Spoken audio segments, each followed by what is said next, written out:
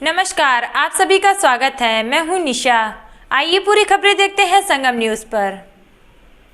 UP विधानसभा चुनाव से पहले एक बार फिर से बीजेपी को भगवान श्री राम की याद आ गई। बीजेपी की ओर से संगम नगरी प्रयागराज में कई जगहों पर होर्डिंग लगाई गई है। इन होर्डिंग को लेकर अब विवाद गहराता नजर आ रहा है। विपक्ष इस होर्डिंग को लेकर जहां बीजेपी पर हमलावर हो गया है, वहीं बीजेपी नेताओं का कहना है कि राम मंदिर का मुद्दा बीजेपी के चुनाव के एजेंडे में हमेशा से रहा है और उनके लिए यह आस्था का प्रश्न है। इसलिए भगवान राम को छोड़ने का कोई सवाल ही नहीं पैदा होता। विधानसभा चुनाव के पहले बीजेपी की ओर से शुरू किए गए पोस्टर वार से विपक्ष तिलमिला उठा है। बीजेपी के एक बार फिर से यूपी विधानसभा चुनाव में अयोध्या में बन रहे भव्य राम मंदिर को लेकर विवादित होर्डिंग लगाई है। यह होर्डिंग सोबतिया बाग से लेकर शहर के कई इलाकों में लगाई गई है। इस होर्डिंग में अयोध्या में रामलला मंदिर से जुड़ी दो अलग अलग तस्वीरें लगाई गई हैं। पहली तस्वीर में जहां रामलला के टेंट में विराजमान दिखाया गया है, वहीं दूसरी ओर निर्माणाधीन राम मंदिर का मॉडल दिखाया गया है। सबसे ऊपर लिखा गया है, फर्क समझो। इसका मतलब साफ है कि रामलला पहले टेंट में थे और अब उन्हें भव्य मंदिर का निर्माण बीजेपी सरकार में हो रहा है। होर्डिंग में सबसे नीचे बीजेपी के चुनाव चिन्ह कमल का फूल है और उसके दाएं और बाएं ओर लिखा हुआ है, सोच ईमानदार, काम दमदार। बीजेपी के विवादित होल्डिंग को लेकर विपक्ष हमलावर हो गया है। समाजवादी पार्टी के जिला अध्यक्ष योगेश यादव का आरोप है कि इस होल्डिंग के जरिए बीजेपी राम मंदिर निर्माण के श्रेय लेने की कोशिश कर रहे हैं और खुद के लिए वोट लेने की अपील कर रहे हैं, जबकि राम मंदिर का निर्माण सुप्रीम कोर्ट के निर्देश पर हो रहा है। उनका आरोप है कि बीजेपी के पास विकास और सुशासन के नाम पर बताने के लिए कुछ नहीं है। यही वजह है कि बीजेपी इस तरह के हथकंडे अपना रही है। विपक्ष का आरोप है, जैसे जैसे चुनाव नजदीक आएगा, बीजेपी इस तरह के और भी विवादित होर्डिंग और पोस्टर जारी कर सकती है। उनका दावा है कि देश की जनता समझदार है और इसका बाखूबी जवाब बीजेपी को मिलेगा। अब चुनाव आ गया है, 2022 विधानसभा का उत्तर प्रदेश का चुनाव एकदम 2-4 महीने बाकी हैं। तो बीजेपी हुई अपने पुराने एजेंडे पे आ गई। हिंदू मुस्लिम पाकिस्तान, मंदिर मस्जिद शमशान कब्रिस्तान, इसके अलावा और तो कोई एजेंडा है नहीं इनके पास। विकास का कोई एजेंडा है नहीं, बेरोजगारी को दूर करने कोई एजेंडा है नहीं, स्वास्थ्य से लेकर के स्वास्थ्य संबंधी किसी भी कोई तैयारी इनकी है नहीं। कोरोना की तीसरी लहर आने की एकदम प्रबल आशंका बनी भई है, उसको लेकर के कोई तैयारी है नहीं। ऑक्सीजन की कोई तैयारी है नहीं। हमारे किसानों को लेकर के, उनको कृषि कानून को लेकर के अभी आपने देखा किस तरह से बीजेपी सरकार बैकफुट पे आई और अभी इस वक्त धान क्रय केंद्रों की हालत इतनी ख़राब है, कहीं पर धान नहीं खरीदा जा रहा है, खाद नहीं मिल पा रही है। इलाहाबाद की बात करें तो इलाहाबाद में किसानों को पैर छुआ करके इनके अधिकारियों ने माफ़ी मंगवाई कि जिससे कि मतलब कि किसान यहाँ पे क्यों खाद मांगने आए हैं, ये हालत है। तो ऐसी स्थिति में इनके पास कुल मिलाकर के राम मंदिर के अलावा और हिंदुत्व के अलावा क्या एजेंडा है। और पब्लिक भी और जनता भी अब ऊब चुकी है, राम मंदिर से एकदम बाहर आ चुकी है। और जो प्रेजेंटेशन ये दे रहे हैं, राम मंदिर का निर्माण तो माननीय उच्च न्यायालय और सर्वोच्च न्यायालय के निर्देश पे हुआ है। ये भाजपा के लोग ये प्रेजेंट कर रहे हैं, ये साबित करने पे तुले हैं कि जैसे कि मोदी जी के कहने पे माननीय न्यायाधीशों ने फैसला दे दिया। ये माननीय न्यायाधीशों की अपनी विवेक था, अपना उसमें जो भी नियम के तहत, भारतीय संविधान के तहत जो व्यवस्था थी उसके तहत उन्होंने मंदिर निर्माण का आदेश जारी किया और उसी कड़ी में मंदिर निर्माण का हो रहा है। नहीं, जनता तो जान रही कि मंदिर का निर्माण जो भी हो रहा है वो माननीय सर्वोच्च न्यायालय के आदेश पे हो रहा है। अगर भाजपा के कार्यकर्ता पदाधिकारी ये साबित करने पर अगर तुले हुए हैं कि मंदिर का निर्माण मोदी जी के कहने पे हुआ है, तो इसका मतलब क्या सर्वोच्च न्यायालय मोदी जी के इशारे पर नाच रहा है? ये तो सरासर गलत है। होर्डिंग तो इस तरह की लगाएंगे, अभी तो और गंदी गंदी होर्डिंग ये लगाएंगे। चुनाव आने तो दीजिए, और जहाँ चुनाव सर नज़दीक आएगा, इनके फेसबुक व्हाट्सएप इनके जो IT सेल वाले हैं भाजपा के, वो एक से एक गंदी गंदी चीज़ें लगाएंगे, एक से एक भड़काऊ चीज़ें लगाएंगे। और सिवाय इनको समाज को बांटने के अलावा इनके पास और कोई काम नहीं है और कोई एजेंडे के लेकर के, किसी भी विकास के मुद्दे को लेकर के ये चुनाव में आने की स्थिति में नहीं है। वहीं बीजेपी के वरिष्ठ नेता और राष्ट्रीय प्रशिक्षण अभियान के प्रदेश संयोजक डॉक्टर शैलेश कुमार पांडे का कहना है कि बीजेपी कभी राम मंदिर को लेकर राजनीति नहीं करती है, बल्कि बीजेपी के लिए भगवान राम और राम मंदिर का मुद्दा आस्था का मुद्दा है। यह मुद्दा बीजेपी के हमेशा एजेंडों में रहा है और यही वजह है कि हाईकोर्ट और सुप्रीम कोर्ट में जब मजबूत पैरवी की गई तो राम मंदिर निर्माण के लिए मार्ग प्रशस्त हुआ और आज भव्य राम मंदिर का निर्माण हो रहा है।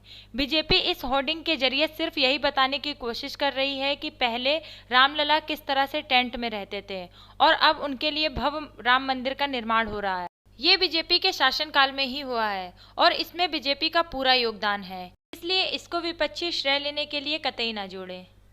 देखिए, विपक्ष के पास अब कोई मुद्दा बचा नहीं है और भारतीय जनता पार्टी का शुरू से मानना था कि श्री राम मंदिर अयोध्या का जो मामला है वो भारतीय जनता पार्टी के लिए आस्था का विषय है और सर्वोच्च प्राथमिकता भी है, और जिसको लेकर भारतीय जनता पार्टी लगातार, चाहे वो इलाहाबाद हाई कोर्ट में पैरवी हो, चाहे सुप्रीम कोर्ट में पैरवी हो, भारतीय जनता पार्टी के पैरवी का ही नतीजा है कि सुप्रीम कोर्ट से इसका इतनी जल्दी हल निकला है।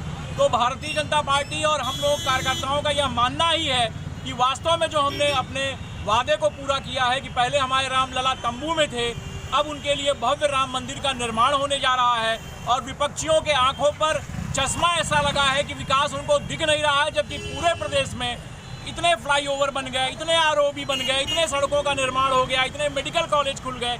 ऐसी भय मुक्त समाज देने का काम भारतीय जनता पार्टी ने किया है। यह विकास नहीं तो और क्या है। और भारतीय जनता पार्टी सदैव से विकास के नाम पर ही चुनाव लड़ी है, लेकिन हाँ, हमारे रामलला को हम नहीं भूल सकते इस विकास के बीच में। और यही कारण है कि हमने यह पोस्टर और बैनर लगाया है कि पिछली बार रामलला जो हमारे हैं वो तंबू में थे और आने वाले समय में रामलला हमारे भव्य राम मंदिर में विराजमान होंगे और सारे लोगों की आस्था की पूर्ति होगी। बहरहाल बीजेपी के इस पोस्टर वार से सियासी कोहराम मच गया है। अब इस पोस्टर को बीजेपी के विधानसभा चुनाव में कितना फायदा होगा यह तो आने वाला वक्त ही बताएगा, लेकिन इस पोस्टर को लेकर सूबे की सियासत अभी और गर्म होती नजर आ रही है। प्रयागराज के मऊएमा थाना क्षेत्र में हुए नाबालिग बच्ची की हत्या का पुलिस ने खुलासा कर दिया। पारिवारिक कलह के चलते हुई बच्ची की हत्या उसी के एक पड़ोसी बच्चा मुहसिर ने की थी। कहते हैं कि परिवार के बीच में हुई लड़ाई कभी कभी विकराल रूप ले लेती है और जिसका खामियाजा घर के बच्चों को भुगतना पड़ता है। ऐसा ही कुछ मामला मऊएमा थाना क्षेत्र में हुआ नाबालिग बच्ची की हत्या के संबंध में देखा जा सकता है, जहां दो परिवारों के बीच की आपस की लड़ाई का खामियाजा एक 7 साल की मासूम बच्ची को भुगतना पड़ा।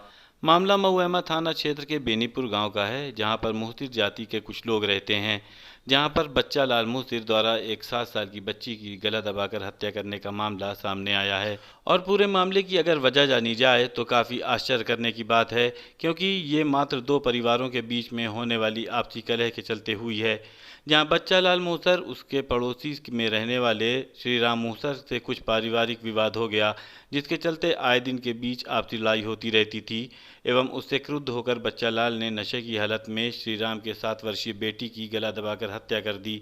हत्या करने के बाद उक्त लाश को उसने पास के ही घनी झाड़ियों में फेंक दिया, जहां पर जंगली जानवरों द्वारा नोच घसोट कर खाया गया। इस पूरे मामले में जानकारी देते हुए पुलिस अधीक्षक गंगापार अभिषेक अग्रवाल ने मीडिया को बताया कि बच्ची के साथ न तो किसी प्रकार का यौन उत्पीड़न किया गया था और न ही उसे तेजाब से जलाया गया था। यह सिर्फ और सिर्फ आपसी पारिवारिक झगड़े में हुई लड़ाई के कारण हत्या की गई थी। यह ग्राम बेनूपुर थाना मऊएमा की घटना है। दिनांक 30/11/2021 को पुलिस को यह सूचना प्राप्त हुई थी कि एक लड़की घर से खेलने के बहाने चली गई। इस पर तत्काल पुलिस द्वारा 363 का मुकदमा कायम किया गया था। दिनांक 5/12/2021 को उसी लड़की का शव झाड़ियों के पास मिला था। इस पर तत्काल फील्ड यूनिट द्वारा, डॉग स्क्वाड द्वारा और उच्च अधिकारी द्वारा घटना का निरीक्षण स्थल किया गया। कुछ महत्वपूर्ण साक्ष्य डॉग स्क्वाड से मिले। इस पर इसकी धारा को तरमीम 302/201 में किया गया। नामजद इसमें अभियुक्त है बच्चा लाल मुहसिर, उसको आज गिरफ्तार करके जेल भेजा जा रहा है। बच्चा लाल मुहसिर ने अपने बयानों में यह बताया है कि दोनों परिवारों में रोज़ झगड़ा होते रहता था, इससे वो काफ़ी परेशान था और 30/11/2021 को नशे की हालत में उसने लड़की का गला दबाकर हत्या कर दी गई है। उसको गिरफ्तार कर लिया गया है और अग्रिम विधिक कार्रवाई की जा रही है। कोविड काल में जब छात्र अपने घरों में रह रहे थे, तब विश्वविद्यालय प्रशासन ने हॉस्टल के छात्रों पर 15,000 रुपये का जुर्माना लगा दिया और जुर्माना न देने पर उनकी डिग्री और मार्कशीट रोक दी थी।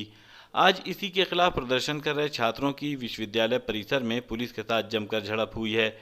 आर्थिक दंड की वापसी की मांग कर रहे ये छात्र जब विश्वविद्यालय प्रशासन के मुख्य भवन पर पहुंचे और अपना विरोध दर्ज कराने लगे, उसी समय इन छात्रों का आरोप है कि उनके एक साथी को वहां से हटाते समय विश्वविद्यालय प्रशासन के अधिकारी ने पैर से धक्का दे दिया, जिसके बाद आंदोलन कर रहे छात्र आक्रोशित हो गए। किसी तरह पुलिस ने मामले को काबू में किया। आज खबरों में बस इतना ही। आप संगम न्यूज़ को लाइक कीजिए, सब्सक्राइब कीजिए और शेयर कीजिए और आप देखते रहिए संगम न्यूज़। नमस्कार।